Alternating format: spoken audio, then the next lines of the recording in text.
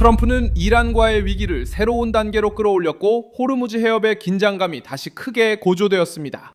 2026년 5월 4일 월요일을 앞두고 발표된 미국의 명령으로 해당 지역에 발이 묶인 선박들을 안내하게 되면서 외교적 분쟁이 공개적인 해군 작전으로 바뀌었습니다. 워싱턴은 선박들의 이동을 재개하고 승무원들을 보호하고 싶다고 말합니다. 테헤란은 이란의 허가 없이 이루어지는 모든 움직임은 군사적 도발로 간주될 것이라고 응답합니다.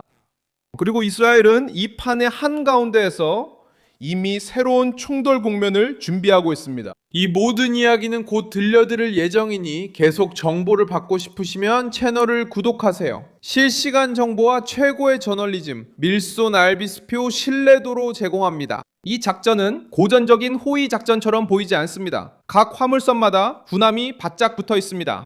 이것은 주변에 강력한 군사력이 배치된 통제된 출구 통로처럼 작동해야 합니다. 미국 주방사령부는 1만 5천 명의 군인, 100대가 넘는 육상 및 해상 배치 항공기, 유도미사일 구축함, 드론, 그리고 군함으로 지원하고 있다고 밝혔습니다.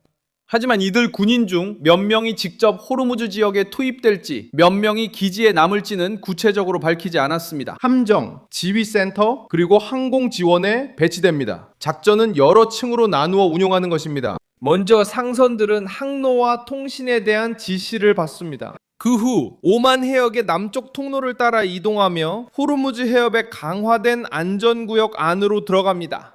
동시에 항공기, 드론, 레이더가 이란의 고속정, 기뢰, 해안미사일, 그리고 혁명수비대의 움직임을 감시합니다.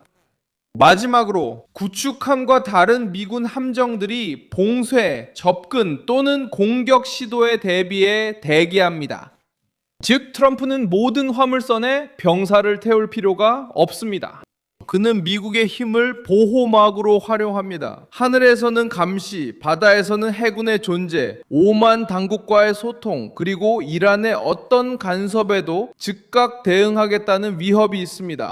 AP통신은 미국이 아직 정확히 어떤 지원을 할지는 밝히지 않았지만 구축함, 100대 이상의 항공기, 1만 5천 명의 군인 투입 가능성을 언급했다고 보도했습니다. 로이터 통신도 미 중구사령부가 프로젝트 프리덤 지원을 위해 군함, 드론, 항공기 등을 언급했다고 보도했습니다. 실제로 군사 논리로 추측해보면 이번 작전은 수단을 세 그룹으로 나눌 것으로 보입니다. 소규모 그룹은 상선에 더 가까이 위치하여 무전, 항로, 신원 확인 등을 조정하게 됩니다. 이 그룹에는 순찰함, 헬리콥터, 드론, 연락팀 등이 포함될 수 있으며 반드시 대형 구축함이 항상 화물선 옆에 있을 필요는 없습니다. 두 번째 그룹은 엄호 위치에 있으며 이 그룹에는 대공 방어, 미사일 방어, 해상 표적 대응이 가능한 유도 미사일 구축함이 배치됩니다. 이러한 함정들은 이란에 대한 직접적인 경고 역할을 하며 이란이 공격을 시도할 경우 미 해군과의 충돌로 이어질 수 있음을 보여줍니다. 세 번째 그룹은 더 멀리 떨어진 기지와 항공 플랫폼에서 작전을 수행하며 감시기, 공중급유기, 전투기, 정찰 드론, 그리고 각 움직임을 추적하는 지휘센터가 포함되어 있습니다. 언급된 1만 5천 명의 군인들 중 대부분은 해협에서 직접 호위를 담당하지 않고 전체 작전을 지원하게 됩니다. 정보, 정비, 방공, 물류, 조종사, 수송 등 다양한 역할을 맡고 있습니다. 승무원, 드론 운용자, 통신, 해군팀, 그리고 지휘부도 포함됩니다. 가장 민감한 부분은 옛 항로에 설치된 기뢰의 위협입니다. 그래서 오만 해역을 이용하고 위험하다고 여겨지는 기존 항로는 피하라는 경고가 내려진 것입니다. 이는 계산된 압박 작전입니다. 상선들은 더 안전한 항로를 이용하고 미군 전력은 혁명수비대의 어떤 행동도 더 강경한 대응의 명분으로 삼을 준비가 되어 있습니다. 이란도 같은 강도로 대응했습니다. 이란 해군은 자스크 근처에서 미군 선박에 경고했다고 밝혔으며 사전 조율 없는 외국 군대의 주둔을 용납하지 않겠다고 말했습니다. 미국 당국자는 이란이 주장한 미군 선박 공격 보도를 부인했으며 로이터 통신은 테헤란의 주장을 독자적으로 확인할 수 없었다고 전했습니다. 그럼에도 불구하고 이번 사건은 위험의 규모를 보여줍니다. 계산 실수 하나, 잘못 읽힌 명령 하나, 혹은 선박이 몇 킬로미터만 더 전진해도 긴장이 직접적인 충돌로 바뀔 수 있습니다. 도널드 트럼프는 테헤란의 제안이 마음에 들지 않았다고 분명히 했습니다. 이란은 압박을 완화하려는 14개 항목의 계획을 제시하며 미국군이 이란 주변에서 철수할 것과 봉쇄 해제, 동결 자산의 해제를 요구했습니다. 배상금 지급, 제재 철회, 그리고 호르무즈 해협에 대한 새로운 방안도 포함되어 있습니다. 하지만 워싱턴은 호르무즈 해협 재개를 이란의 핵 프로그램과 군사 프로그램과 분리하는 것을 거부하고 있습니다. 트럼프 대통령은 이란 정권이 호르무즈 해협을 정치적으로 이용하면 압박을 중단하는 건 의미 없다고 봅니다. 트럼프 대통령은 이란 정권의 숨고르기가 아닌 전략적 항복을 원합니다. 이스라엘은 모든 움직임을 주시 중입니다. 이스라엘 언론과 연계된 보도에 따르면 협상이 결렬될 경우 충돌이 재개될 가능성에 대비해 안보당국이 이미 준비를 하고 있다고 합니다. 채널 12는 이스라엘이 미국의 이란 에너지, 가스 및 국가 기반 시설에 대한 추가 공격 시나리오를 평가하고 있다고 보도했습니다. 또한 미 중앙사령부 사령관 브래드 쿠퍼가 트럼프 대통령에게 이란 정권에 대한 압박을 강화하기 위해 짧고 강력한 공격을 포함한 군사 옵션을 제시할 예정이라는 보도도 있습니다. 이스라엘의 기쁨은 공개 연설에서 드러나지 않아도 쉽게 느껴집니다. 그것은 준비 과정, 군사적 조율, 그리고 이란이 더 이상 숨길 수 없을 정도로 지쳐 있다는 해석에서 드러납니다. 해상 봉쇄도 이란의 재정에 타격을 주고 있습니다. 아나돌루 통신의 보도에 따르면 펜타곤의 평가를 인용한 악시오스의 최초 보도에서 미국의 봉쇄로 인해 이란은 약 48억 달러의 석유 수익을 잃은 것으로 나타났습니다. 또 다른 보도에서는 수십 척의 유조선이 멈춰서 있고 수백만 배럴의 석유가 출하되지 못하고 있다고 지적했습니다. 군사적으로는 워싱턴이 준비를 가속화하고 있습니다.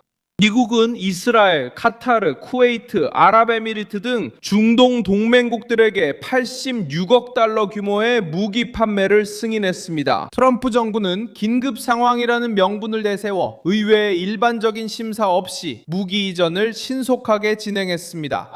이러한 결정은 백악관이 이번 위기를 일시적인 잡음으로 여기지 않고 있다는 것을 보여줍니다.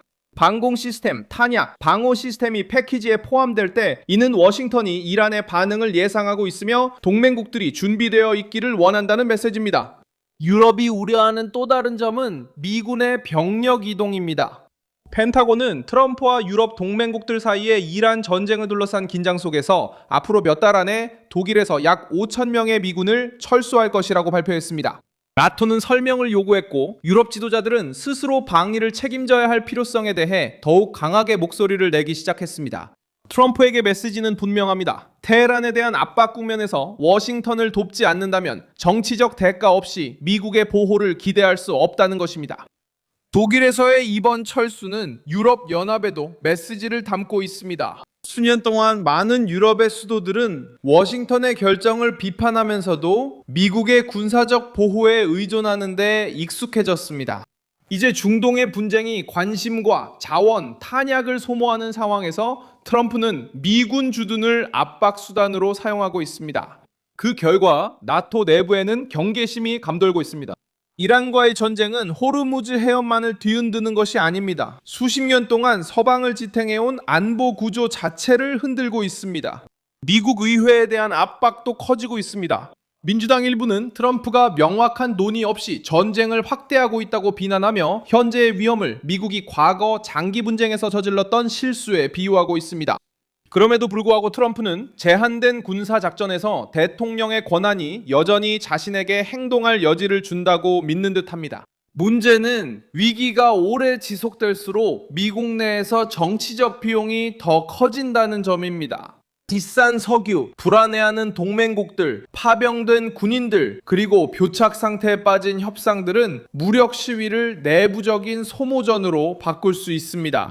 이런 위험에도 불구하고 트럼프는 지금 물러나는 게 더 나쁘다고 생각하는 듯합니다. 미국이 호르무즈 해협의 실질적인 개방이나 군사 프로그램에 대한 보장 없이 이란의 제안을 받아들인다면 테헤란은 이 일시 중단을 승리로 포장할 수 있습니다.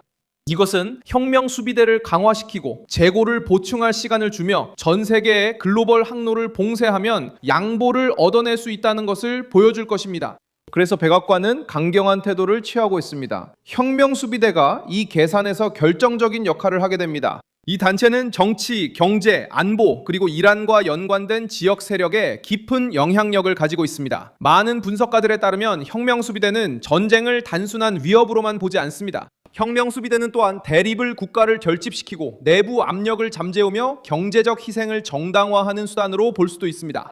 정권이 인플레이션, 수입 감소, 사회적 압력에 직면할 때 외부의 긴장은 정치적 방패가 됩니다. 하지만 이 방패는 미국의 공격이 확대되면 함정이 될 수 있습니다. 가장 강력한 역사적 전례는 1988년 프리맨스 작전 때였습니다. 그해 페르시아만에서 미국 프리기탐이 기뢰에 맞은 후 미 해군은 군사적 목적으로 사용된 플랫폼과 이란 해군 선박을 포함한 이란 목표물을 공격했습니다. 그 작전은 이 지역의 오래된 규칙을 보여주었습니다. 테헤란이 직접적으로 항해의 자유를 위협하고 페르시아만에서 미국의 이익을 공격할 때 워싱턴은 대응할 수 있습니다. força naval rápida. 현재의 경우 일본, 아랍에미리트, 카타르 그리고 다른 국가들은 에너지를 운송하고 계약을 유지하기 위해 호르무즈 해협의 안전에 의존하고 있습니다. 이것은 중요한 항로가 압박을 받을 때 전쟁을 원하지 않는 국가들조차도 결국 위기 속으로 끌려들 수밖에 없다는 것을 증명합니다. 더 발전된 시스템들이 전장에 투입될 가능성도 별정의 무게를 더욱 높이고 있습니다. 보도에 따르면 미군 중앙사령부는 이란 내 타격이 어려운 표적을 장거리에서 타격할 수 있는 옵션으로 극초음 송구기인 다크 이글 시스템의 지역 배치를 요청한 것으로 알려졌습니다. 여기서 핵심은 무기보다 그에 담긴 정치적 메시지입니다. 워싱턴이 이런 수준의 자산을 투입하는 것을 고려할 때 이는 단순히 위기를 관리하는 것이 아니라 이란이 자신들의 방식으로 교착 상태를 장기화할 수 있는 능력을 끝내겠다는 의지를 보여주는 것입니다. 문제는 이런 규모의 전쟁은 결코 처음 세운 계획에만 머무르지 않는다는 점입니다. 이란은 해상에서 대응을 시도하거나 동맹 민병대를 통해 간접적인 공격이나 상선에 대한 압박으로 대응할 수 있습니다. 이스라엘은 레바논에서의 작전을 확대하거나 이란의 시설을 공격할 수도 있습니다. 걸프 국가들은 방공을 강화하고 미국의 추가 보호를 요청할 수 있습니다. 유럽은 불평할 수 있지만 비싼 에너지와 탄약 부족으로 인해 역시 영향을 받을 것입니다. 그리고 도널드 트럼프는 테헤란을 압박하는 동시에 미국 대중에게 이번 작전이 명확한 목표를 가지고 있으며 끝없는 전쟁으로 번지지 않을 것임을 보여줘야 합니다. 결국 가장 중요한 사실은 이것입니다. 도널드 트럼프가 미국 해군을 호르무즈 해협 한가운데 배치했고 이란은 위협으로 대응했으며 이스라엘은 전쟁 재개에 대비하고 있고 베냐민 네타냐후는 미국의 압박을 전략적 기회로 보고 있다는 점입니다. 테헤란이 호르무즈 해협을 실제로 개방하지 않고 구체적인 제한을 받아들이지 않는다면 워싱턴은 압박을 새로운 군사 단계로 전환할 준비가 되어 있는 것으로 보입니다. 저는 밀손 알비스 국제관계 전문가입니다. 저의 목적은 매일 진실로 여러분께 정확한 정보를 전달하는 것입니다. 뉴스 링크는 영상 설명란에 있습니다. 이 영상에 좋아요를 눌러주시고 채널을 구독해주세요. 그리고 마지막에는 댓글도 확인하셔서 밀손 알비스 커뮤니티와 더욱 활발하게 소통하시기 바랍니다.